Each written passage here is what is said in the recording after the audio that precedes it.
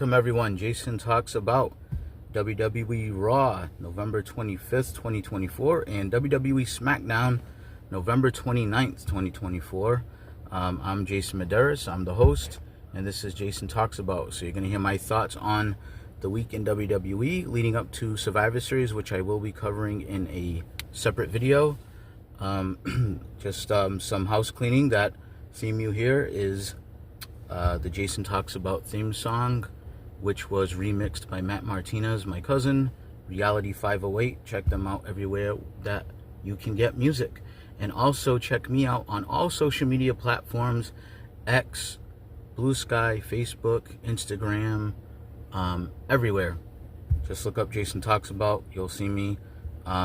Give us a like, give us a share, give us a follow, subscribe to the YouTube channel. That is where you will find all of my content. Okay, so let's get going here. WWE Raw. So, again, November 25th, they talk about, as they go on the air, that they're sold out again. WWE is just on such a tear right now, business-wise. It's like insane. They promo the fact that Survivor Series is coming and War Games. You see everybody walking into the building, kind of like the NBA games. It just feels a little more real sport. It feels big time.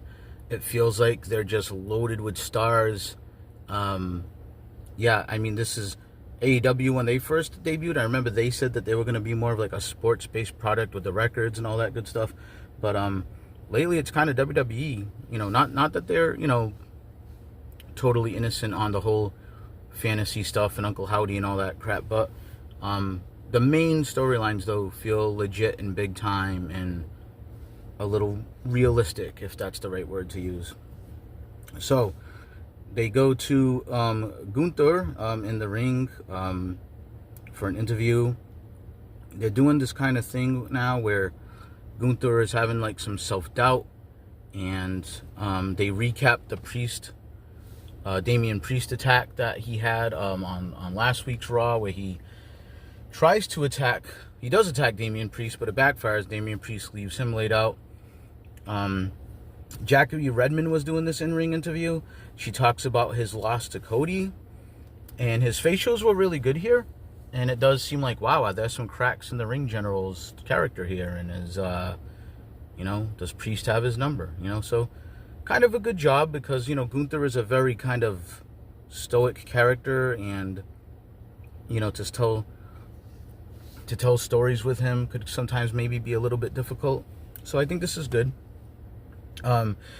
Priest interrupts before I think Gunther even speaks, and tells him, you know, you've never dealt with a problem like me, and kind of dresses him down. And Gunther kind of looks again like he's filled with self-doubt, and he's kind of got his head down, and his body language isn't good. And then out of nowhere, he nails Damian Priest with the mic. Starts attacking him, spills to the outside. Damian Priest gets the upper hand again, and he puts Gunther through the table. So again, Priest with the upper hand. So going into the pay-per-view, the story here is, man, Gunther could be in some trouble. Priest might have his number. So, you know, good stuff. I don't expect Priest to go over, but it's always good to sprinkle a little doubt in there, you know. We get a medical update on Jade Cargill, who we saw laid out last week on the windshield of a car. It's still a mystery of who did it. There's no timetable. I know a lot of people are thinking Bayley. I guess we'll see. Survivor Series is right around the corner. No timetable there. Okay, so Bianca and Naomi are backstage, and they're talking about, you know, the fifth member. Are we going to have a fifth member? Is it, you know, I you know, wrote down Bayley with a question mark. It's funny because Io Sky actually says, hey, what about Kairi Sane? And I was thinking the same thing, like, well, that's her partner. And Bianca says kind of an awkward explanation of like, I think we got enough damage control and, you know, whatever. And I don't know. They bring up Bayley, and Bianca can't quite trust her yet. They kind of get into an argument. Rhea walks in, says enough, you know, if, something about if we have to go to war with just the four of us, or we'll figure it out, and kind of breaks up the whole argument. And Bianca has to get ready for a match anyway. All right, so then we go to Rey Mysterio and Dragon Lee against the Creed Brothers, Tornado Tag. I said this on the last episode about Raw. I wish they would have kept Chad Gable with Alpha Academy. I just thought it was more entertaining. These Creed Brothers are big guys. They're decent wrestlers. I just don't know if it's going to be enough personality-wise just to have Chad Gable with them, but I guess we'll see. They do a tornado tag here. The referee... So basically the way this match ended, it was an okay match. It was a fine match. Rey Mysterio is always good. Dragon Lee is solid. Like I said, the Creed Brothers are solid wrestlers. Just personality-wise, I wonder about how far they can go. But, I guess that's why they put Chad Gable with them. This had a kind of a wonky ending, though, where the ref got kind of distracted by Brutus, but clearly the ref could probably see what was going on, where Chad Gable reaches in and turns Rey Mysterio's mask around. I didn't get all of the subterfuge in the first place because it's a tornado tag. So as far as I know, there's really no rules. I could be wrong. But what ends up happening is Rey Mysterio gets rolled up. He gets defeated. The Creed Brothers get the win. So I guess that's probably the right decision. They need the win. Surprised it was Rey here taking the pin, but he's probably figuring like, hey, look, I'm kind of part-time now. Why give Dragon Lee a loss? He seems to be the heir apparent of, the Masked Luchador when Rey's all done. But I guess we'll see. They've tried this before. They then show the recap of CM Punk. CM Punk, joining the OG Bloodlines team last week on SmackDown. We go from that to Braun Breaker's entrance. And he comes out, and I got to tell you, he's supposed to be a heel, but man, does the crowd love this guy. They're all barking like dogs. They're cheering for him. He's super over. I don't know how much longer they can resist him being a babyface. I talked about it before. They did the odd thing where it looked like he was definitely turning face for like a week and then changed their mind, I guess. I don't know. So I think it's inevitable. They go to break after Braun Breaker's entrance. They come back, and it's the Judgment Day in the back. And R-Truth walks into their clubhouse again. He's still confused. He's talking about Thanksgiving and that they're family, and Finn Balor kicks him out. And it really looks like, again, Finn Balor is really acting like the leader. The whole point of them getting rid of Rhea and Damian Priest was supposed to be like, well, you guys thought you were the leader and you're not, and we're all equals. But it definitely seems like Liv Morgan, to a lesser extent, but definitely Finn Balor is now the total leader of the Judgment Day.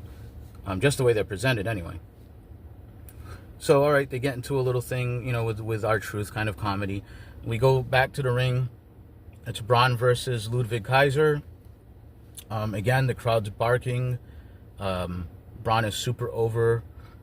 There was a table spot on the outside where Braun Breaker looked like he was running about 50 miles an hour and ran straight into the corner of the table when Kaiser sidestepped him. I just wrote ouch because it looked like it really hurt. I don't know how he avoided getting hurt. It must have hurt. There was actually a Let's Go Braun chant. So again, Braun Breaker super over. Like I said, I don't know how much longer they can go without turning this guy. It was a decent match. I think Kaiser can go. I've already sang Braun Breaker's praises in a couple of episodes now. But it ended up kind of, unfortunately, in a DQ because of Sheamus. Sheamus comes down. He's kind of repaying what happened to him when he was fighting Braun, and Kaiser got involved. So it ends up in a huge brawl with all three guys, and all the officials come out and the referees, and they kind of fight all the way back to the entranceway. Pierce comes out. He's losing his mind. He's like, you want to fight? You want to fight? You want to fight? fine, triple threat match. And then he like gets all mad and takes off, and I guess he's gonna go get a drink because he likes to say I need a drink. But anyway, I'm looking forward to that match. I think it's gonna be a good, physical, hard-hitting match. That's one of those matches where, you know, if you've got kind of a newbie watching wrestling and you're like, oh, this stuff's kind of fake, isn't it? And blah, blah, blah. And, you know, and you're trying to explain to them, like, well, it's predetermined, but, you know, they do hit hard and stuff like that. That would be the kind of match to show them. Kaiser, Braun, and Sheamus, because those three guys are going to beat the hell out of each other. I guarantee you that at Survivor Series. So in case you haven't figured it out, yes, there's going to be the triple threat match. Adam Pearce announced it. They then do the, if I can speak, the Bloodline recap. Just showing everything that's going on with the Bloodline, you know, over on SmackDown and everything. And then they go backstage, and there is the OG Bloodline. And they're kind of talking amongst themselves. And they're like, we don't know if we can trust CM Punk. So they're planning out with that whole deal. Like, you know, well, we trust the wise man. You know, I think Jim Uso pointed it out. And he trusts Punk. But, you know, they're kind of making the whole thing about, like, man, do we trust CM Punk? I'd be a little more worried about trusting your cousin Roman Reigns, to be honest. You know, out of everybody that I don't know if I could trust, I mean, Roman Reigns, like, wreaked havoc over everybody for, like, what, 2 or 3 years? Probably be a little more worried about him. Punk obviously has loyalty to Paul Heyman, so at the very least, I would say that's why you could probably trust him, because he wants to avenge his friend. Then we go down to the Finn and JD versus the War Raiders. I talked about the War Raiders last week and how I was, you know, I'm really into them, and I'm glad they're being taken a little more seriously, and I hope they get the push. I was kind of surprised how fast they got the title shot, which could be good or bad. It ended up being bad because there was interference by the rest of the Judgment Day, which ended up causing JD to get the pin on one of the War Raiders, which really it kind of deflated me because I was really hoping that the War Raiders would get the belts. But I guess they don't want the belts flying around too quickly, because on SmackDown, the Machine Guns just showed up, got the belts real quick. So maybe that's what they're doing there. But I hope that they don't give up on the War Raiders' momentum. I hope that they get back up, you know, to a shot and everything. I mean, I just think they're so good and so unique, and they finally have like a more serious gimmick. So, you know, they're not actual Vikings anymore. All right, so then they showed a New Day 10-year promo package, all about the New Day, and then it showed them backstage, kind of Xavier Woods saying, "Oh man, you know, I love you, and I'm sorry about the last few weeks and all this crap," and you know, and the New Day's entrance, you know, happens, and then we went to a break. We come back. They're doing a thing called Signs of the Night now, where they're highlighting the fan signs, which is kind of funny from the company that was notorious for taking fan signs. But I think this is kind of cool though, because if you bring a creative sign, there's a higher chance you're going to get on TV. And Vanessa Hudgens was in the crowd, which oddly got a bunch of hate from like weird neckbeards online I saw after the fact. I just don't get this weird subset of the underbelly of wrestling fans that just seem to always spew hatred and poison towards everything. Like, who cares that Vanessa Hudgens likes wrestling and was in the crowd? I don't get it. But anyway, they showed her, whatever. I mean, why not, right? She's a star. She's an actress. You know, whatever. If you can get one more set of eyeballs on your product, why not do it? Okay, so we go to the New Day versus Alpha Academy. This was due to last week when Xavier Woods was really rude to them. So they have a match. I got to say, this match was a surprise. So what happens is Woods and Kofi, right after saying how much they love each other and want to move on from the arguments, immediately start arguing. And Woods tags himself in. And the Alpha Academy actually wins in a squash. Like, this match was maybe 2 minutes, and they just destroyed them. And Kofi, Xavier took the pin. So, of course, that causes a whole argument. Now, this argument has gone viral online. It's about, you know, I mean, they're really digging into each other. Kofi's talking about how he was a champion and Big E was a champion. He actually was very heelish here. I was kind of surprised. I know it's supposed to be, the story is both of their tempers are flaring, but Xavier Woods was obviously the one going more heel in this past like month or maybe longer. He sounded really heelish, sticking some stuff in Xavier Woods' face. And, Xavier Woods brought up how, he pissed away Kofi Mania in 16 seconds to Brock Lesnar. I mean, there was a lot of, this had the crowd, because the crowd was like, whoa. It was like you were witnessing like an argument like in a high school. How the kids were like, around the argument going like, woo, ah, every time there was like another blow dealt and, verbally. So this was, I thought this was a pretty good segment. The match was what it was. It was just a quick squash match that really didn't do anything for any, it helped Alpha Academy, I guess, but I'm not sure where they're going to go with them. But this backstage thing, this was really good, because this argument really had the crowd's attention. And they just kind of ended by like saying, I'll see you at the reunion, which apparently Big E's going to be at. I'm not sure, it's in an upcoming either Raw or SmackDown, probably Raw, I guess. Where they're going to do the whole reunion with Big E. So I expect that whatever big heel turn is going to come is probably going to happen at that. So stay tuned. Then they did The Miz and the Final Testament are backstage. And they take off to go find the Wyatt Six and leave Scarlett in the room. They say something about like, hey, you stay here because this is dangerous or whatever. And wouldn't you know it, she's looking in the mirror, and then you see Nikki Cross's reflection, and then everything goes to black. So then they show this vignette about Punk behind the scenes when his return to Survivor Series. And then when they come back, you see The Miz and the Final Testament with Karrion Kross, who told Scarlett to stay back before we saw the spooky mirror stuff. They run into Pete Dunne, and they're like, hey, have you seen the Wyatts? And he's like, have you seen Truth? And they just keep going. They end up going back to the room. They find Scarlett. The room's all trash. She's beat up.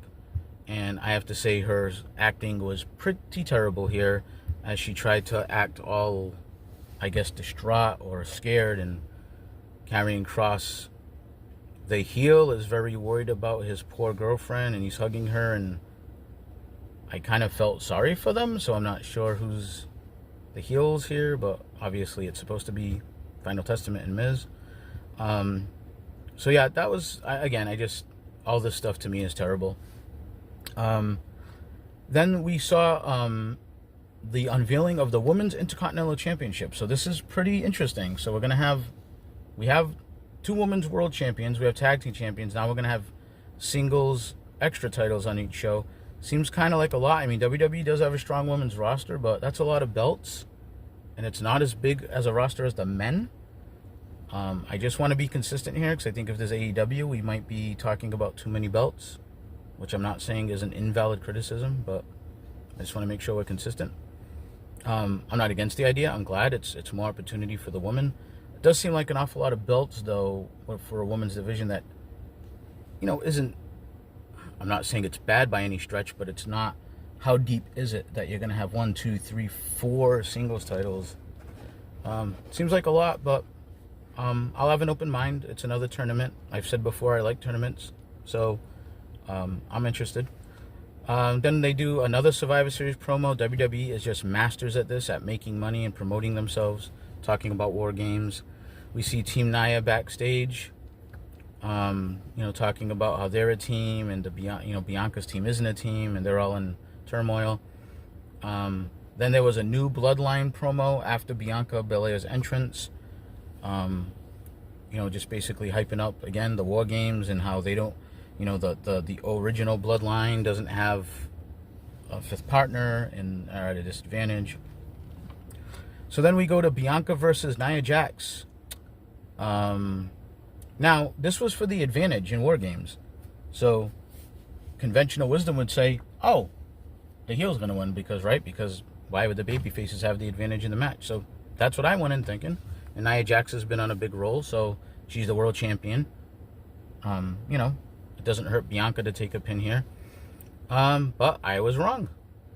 There was a turnbuckle spot where the turnbuckle was exposed. And Nia Jax ended up hitting the turnbuckle. and ultimately led to her defeat. But what had happened was Nia Jax had Bianca beat, it looked like, but Bayley ended up coming in and helping. And when Bianca got the win, she just kind of acknowledged Bayley, like, maybe I can trust her now. So I feel like this is setting up Bayley turning, but I feel like that's kind of odd with Io Sky on the same team, and Io Sky was a heel against her just at WrestleMania not too long ago. So I don't know where they're going, but again, I'm intrigued. You've got storylines in the men's main match and the women's main match that are intriguing. So they've got me. I'm hooked. I'm interested. So I'm looking forward to it. And that's how Raw went off the air, showcasing the woman. Bianca gets the win. So the babyface women have the advantage in War Games. I don't know if that has ever happened, to my recollection, in all my years of watching War Games. So that's interesting. Okay. So, we're going to move on to SmackDown. Before we do, I just want to say again, please check me out on all social media. Jason Medeiros, Jason Talks About. Give us likes, give us shares. Please subscribe to the YouTube page. Please comment. And please let me know what you want to see. I'm talking about wrestling today, but we talk about other stuff. I did a couple of videos about the election. And I want to hear from you, and I want to engage with folks, and I want ideas. So reach out to me, and let's collab. Let's talk. Let's work together. I'm open. This is a new venture I'm into, and I want to hear feedback, and I want to hear from people. All right. So enough of that. On to SmackDown. This is November 29th. So they did the whole Punk recap again of Punk joining with the wise man Paul Heyman, bringing Punk to join the OG Bloodline in War Games. And there's going to be a sit-down tonight between Punk and Roman. So I'm very much looking forward to that with Paul Heyman involved. So we start off the night with Bianca, Naomi, Io, Bayley, all coming out and with Rhea Ripley. So Bayley with them. They did the whole Jade recap. They did an in-ring promo.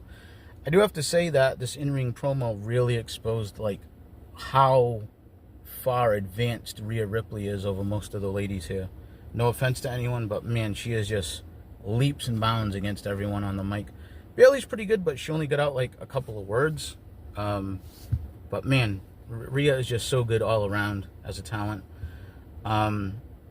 So Team Nia comes and interrupts the in-ring promo where Team Rhea was talking about, War Games, and looks like Bayley is officially on the team now.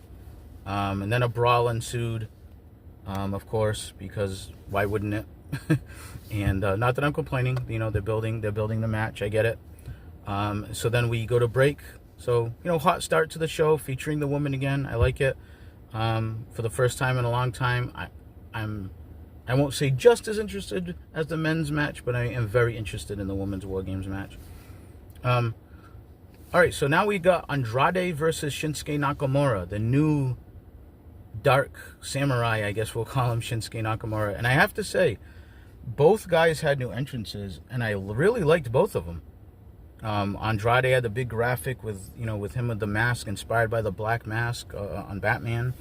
And Shinsuke, man, he has a really cool entrance now with the dark paint on his eyes and the black clothes, and he's kind of in the shadows, and there's like the fog, and there's like this red moon behind him, and it just looks like something out of an old samurai movie or like a samurai video game or something. It's really cool. So we go to the match. I mean, this was a really good match. Good, hard-hitting match. I mean, Andrade can work. Shinsuke, I mean, obviously we all know him and all the years that everything he's accomplished. So really good match, really good hard-hitting match. This match, there was a turnbuckle spot where Shinsuke looked like he was in trouble and kind of just fell and pulled the top turnbuckle with him. And right at that moment, Andrade was running at him, and he hit the turnbuckle, and he fell over and sold it. And he got the Kinshasa to the back of the head. So Shinsuke wins. I think this was the right move. Good competitive match. Andrade puts him over, heading into his showdown. Shinsuke's showdown with LA Knight for the U.S. title, Survivor Series. LA Knight runs in the ring to get some payback, and he gets misted in the face. So I figured we'd be seeing the dark mist, and it was the black mist to the face. And so Shinsuke goes down the rampway, and he kind of looks like some kind of Japanese horror movie with his dark eye makeup and his hair in his face and the black mist running down his mouth and his black clothes.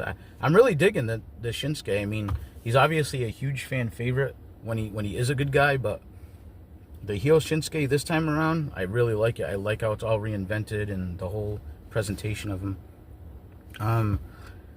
We go to the back, and it's the new bloodline with Aldis. Nick Aldis interrupts them and says everybody's banned from ringside for the match tonight with Jacob Fatu versus Jey Uso, which will be for the advantage. We saw the babyfaces get the advantage with the woman in Raw, like I said earlier. So let's see what happens in this one. So, Solo keeps the troops at bay and says, okay, we hear you, Nick. And shows total, faith and confidence in his boy, Jacob Fatu, the Samoan Werewolf, which is probably one of the stupidest nicknames. That's such a total WWE nickname. I'm not sure why he's a werewolf. I don't know if he's going to change when the moon gets full or something. Jacob Fatu is a great talent. I just think it's just kind of a dumb nickname. That's just my opinion. Then we see Ciampa and Gargano arguing backstage. And Ciampa, again, we're on this thing where the heels make sense. Ciampa's talking about how we got screwed and why are the Street Profits getting shots at our titles and, yada, yada, yada. And he tells Gargano, you've got 1 week to figure things out or we're doing things my way. So, again, interesting to see. This is the most interesting Ciampa and Gargano have been to me in years. Are they both going to go heel, or is Gargano going to hold on because of his friends, sending Ciampa off on his own, as a heel? Are we going to revisit their feud, which was, by a lot of accounts, one of the best feuds NXT ever had? So, again, I'm a little intrigued. So good job on WWE so far. This SmackDown show, the thread of running through all these different things has been at least interesting. And having said that, we go to the Kevin Owens package again, where Kevin Owens is making a lot of sense. He's going all the way back to the pandemic era. He's shown everything the bloodline has done to him, and the Usos and Roman Reigns and Cody, teaming up with them, even though he helped Cody against them. And I have to say, Kevin Owens is a little bit like Magneto here. I'm kind of like, I think I kind of get his point, even though he's technically the bad guy, Then we go to Cody versus Carmelo. So from the Kevin Owens package, we go straight into Cody Rhodes. Cody is still super over with the WWE Universe. Carmelo comes out cutting a promo during his entrance. He agrees with KO. Somebody needs to put Cody in his place, blah, blah, blah. So this was a really, really good match.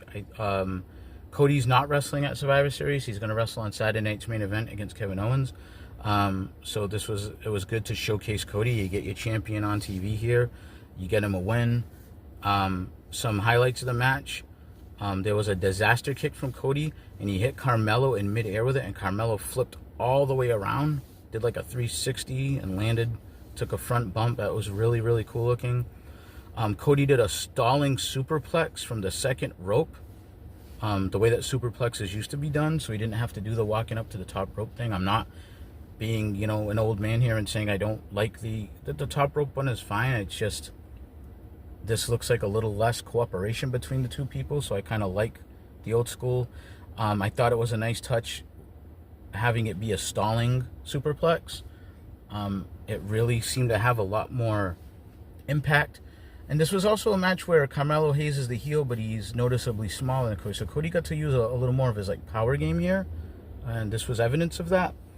I also noted that both guys were selling for a while after so a second rope superplex, and the two guys are selling. And I like how WWE has been really just using some old school stuff here. It could be the Triple H influence, could be a lot of things, but Bronson Reed with the splash, for example, getting the splash over. Kevin Owens with the power driver. Okay, I know it wasn't the best looking, the internet has spoken about it already, but the concept, the idea that the power driver is that dangerous, that Bronson Reed splash off the top rope is that dangerous, that this is a second rope superplex and guys are selling for a while.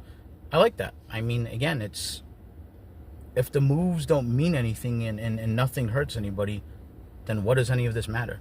So, good stuff. Cody ends up hitting the crossroads, gets a clean win. That's the outcome that it was going to be. We all knew that. But good showing by Carmelo Hayes. Hopefully they get him some wins. He seems to be a promising talent. So we go to the Punk and Roman sit-down next. This was really, really good. Paul Heyman's in the middle of two of them. Punk shows up late. You can see it's the battle of egos. It's, Roman, they have the Hollywood suspense music in the background. We all know that WWE's production is second to none. But, the egos clashing. Roman Reigns looking at Paul Heyman saying, like, wise man, who is this? Who is he to keep me waiting? And, but Punk is like, yeah, well, too bad. I don't have a lot of time. This is when I could get here kind of deal. And they're going back and forth. It's the I don't like you and I don't like you. And CM Punk saying, I'm here for my friend Paul Heyman who was attacked. And, they go back and forth. Good stuff. Punk ends up leaving. He's kind of rude to Roman. He's not impressed with Roman Reigns like everybody else is. He's not bowing to him. He's not his tribal chief. Interesting thing to note is Punk says that, Heyman's going to owe him a favor after this. And Roman says to Heyman after Punk leaves, wise man, what's the favor? And Heyman says, my tribal chief, let's just get through the Survivor Series and then we'll talk about that. And Reigns obviously doesn't like that answer and kind of glares at Heyman, and Heyman with his excellent acting just does a great job of kind of smirking and being pleased with himself, and then slowly glancing over and seeing Reigns' expression and almost doing like a yikes, like holy shit type of expression. So Paul Heyman is just so great. He's on fire lately with everything. So again, I am very intrigued with Survivor Series. They've got me hooked for sure. Okay, so then we go to Piper Niven versus Lash Legend versus Michin. And nice to see Lash Legend. She hasn't been around for weeks. I thought she was extremely impressive in her couple of matches recently when she debuted on the main roster. I might dare say they have an even better Jade Cargill already with Lash Legend. She's big and strong and powerful and looks great, and they're kind of the same character. But anyway, this was, it was what it was. It was an okay match. There was a spot where Chelsea Green kept trying to interfere on Piper Niven's behalf, and then B-Fab ends up coming out. So glad to see them doing a little more with her. I did talk about her on my last SmackDown recap and said I hope they do more with her. She fights off with Chelsea to the back. And Michin, that leads to Michin actually getting the win on Piper. So this didn't hurt Lash Legend. She didn't take the pin. She looked good in the match. She actually threw Piper Niven around. I think body slammed her at one point. So showcasing her strength. So I see bright things for her, and maybe even for B-Fab. I was a little surprised it was Michin. I thought it was going to be Lash Legend, but it is what it is. So this is an advancement in the women's tournament for the U.S. title, and Michin advances. Okay, so we go back to Byron Saxton, and he's trying to get an interview with LA Knight, and LA Knight is aggravated because he's getting his eyes treated from the black mist. Man, that's taking a long time. That was way earlier in the show. Little odd thing here. LA Knight looks straight into the camera and says, look into my eyes, Shinsuke. Yeah, they might be a little bloodshot from the mist, but, making a point that look into them because these are the eyes of a man that's going to, do whatever to you on Survivor Series.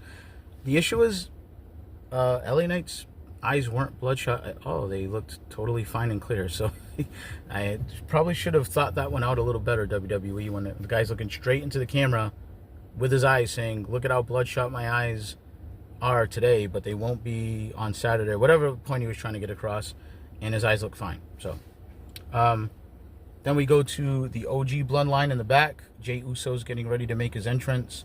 Nick Aldis goes to them, says the same thing he said to the new bloodline. Fellas, there's going to be no interference. They agree. This is the advantage match. Jey Uso versus Jacob Fatu. This is Fatu's first singles match since coming to WWE, and he has been very, very impressive. Couple of notable things in this match. It was very good, hard hitting. Jacob Fatu looked great. There was an Uso splash where Fatu kicked out, which is normally how Jay puts people away. And Jay Uso has, been on quite a roll the last year, especially in his singles run. So that was something to see. They're obviously getting Fatu over as the monster here. There was a Samoan drop on the table by Fatu. Samoan dropping Jay, and the table didn't break. Man, did that look like it hurts. But the match went back and forth. Very physical match. In the end, Jacob gets the moonsault and the win clean over Jay Uso. So this was a very impressive win over a very credible opponent for Jacob Fatu. Probably the right move. And, usually you want the heels to have the advantage in War Games, even though in the women's match it's going to be the other way around. So I have to say, as we conclude SmackDown here, that Raw and SmackDown, I think, were very solid shows. They weren't 100% perfect, but they were mostly good, and they kept the momentum going, and they kept me really interested in the Survivor Series coming up. So I think mission accomplished for WWE with this week's of television, and I will be covering the Survivor Series in a video real soon. So that is it for now for the recap of WWE, Raw and SmackDown for the week. Please, again, like, subscribe, share, comment. Jason talks about on all different social media, and especially on YouTube. Okay, so we will see you soon. I will be doing AEW's week in wrestling, and I will be doing Survivor Series, so stay tuned for those.